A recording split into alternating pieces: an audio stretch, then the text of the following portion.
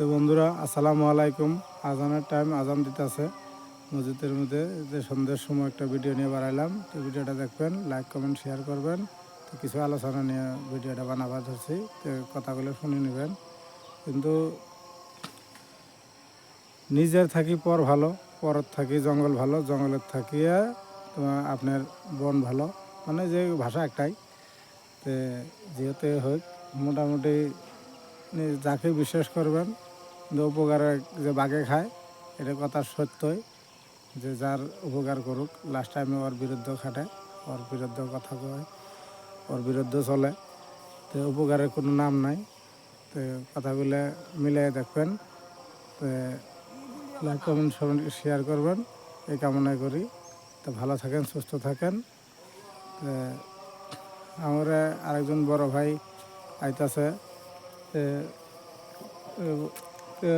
আসসালামু আলাইকুম। ওয়ালাইকুম আসসালাম। এই যে দেখেন ইনি। তো কন দুই চার কথা কন, আজকে কই যাওয়া হয়েছিল? আসসালামু আলাইকুম দর্শক ভাইরা। তো আজকে কই যাওয়া হয়েছিল? আজকে তামুল খাইছেন নাকি? তামুল খাইছি। আচ্ছা, অসুবিধা নাই, কন।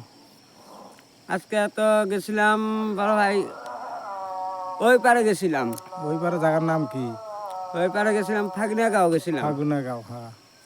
ফাগিনাগাঁও যাইয়া বর্তমানে একটা বেমারি দেখাশোনা করলাম। হুম, ওইটা ধরো বীজ বেমারি আসছিল, হুম।